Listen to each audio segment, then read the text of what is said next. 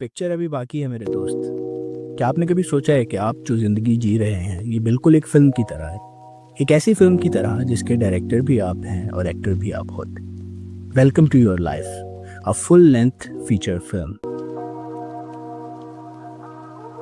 ज़िंदगी और फिल्म की कहानी को देखें तो हर फिल्म की तरह ज़िंदगी के भी 3 एक्ट्स होते हैं। ज़िंदगी की इस फिल्म का एक्ट नंबर 1 जो कि बचपन कहलाता है, एक ऐसा दौर होता है कि जब हम मासूम होते हैं।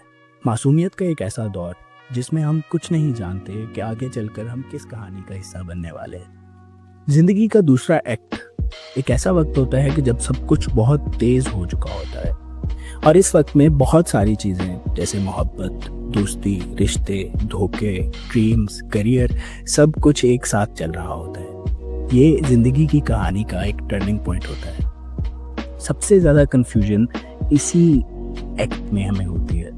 अब आगे बढ़ते हैं और डिस्कस करते हैं जिंदगी की इस फिल्म के एक्ट नंबर 3 के बारे में। एक्ट 3 मैच्योरिटी का दौर होता है। ये एक ऐसा वक्त होता है जब आपको जिंदगी की ग्रेविटी समझ आती है। इस एक्ट में आप प्लॉट ट्विस्ट्स को फेस करते हैं और फिर क्लाइमेक्स की तरफ बढ़ते हैं। अब अगर बात की जाए तो हर फिल्म में सपोर्टिंग कैरेक्टर्स तो होते ही हैं, जैसे माँ, बाप, दोस्त, दुश्मन। कुछ लोग सिर्फ एक सीन के लिए आते हैं और जिंदगी पर छा जाते हैं, मगर बहुत सारे कैरेक्टर्स ऐसे भी होते हैं कि जो आखिर तक आपके साथ रहते हैं मगर कभी याद नहीं आते। और बहुत सारे कैरेक्टर्स ऐसे भी होते हैं कि जो आपकी लाइफ की इस फिल्म में सिर्फ प्लॉट ट्विस्ट्स क्रिएट करने के लिए आते हैं। अब अगर हम फिल्म की बात कर ही रहे हैं तो हर फिल्म में प्लॉट ट्विस्ट और फेलियर्स तो होते ही हैं। इसी तरह से जिंदगी की इस फिल्म में भी प्लॉट ट्विस्ट और बहुत सारे फेलियर्स आते रहते हैं। हर फिल्म में एक लो पॉइंट आता है जब ऐसा लगता है कि सब कुछ खत्म हो गया है। Rejection, failures, job loss, breakups. मगर यही प्लॉट ट्विस्ट आपकी कहानी में आपके कैरेक्टर आर्क के लिए सबसे इम्पोर्टेंट होते हैं।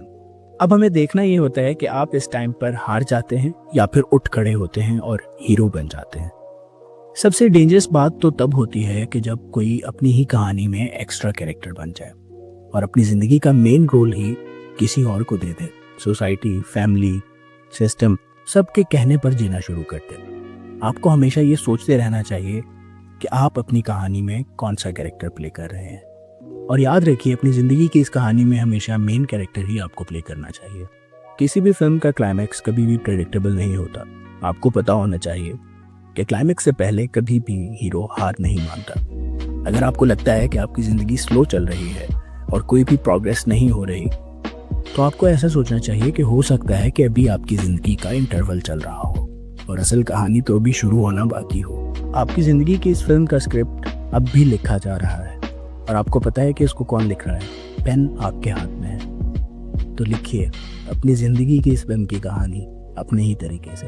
अगर आपको ये वीडियो अच्छी लगी तो इसको लाइक कर लीजिए, चैनल को सब्सक्राइब कर लीजिए। मिलते हैं अगली वीडियो में।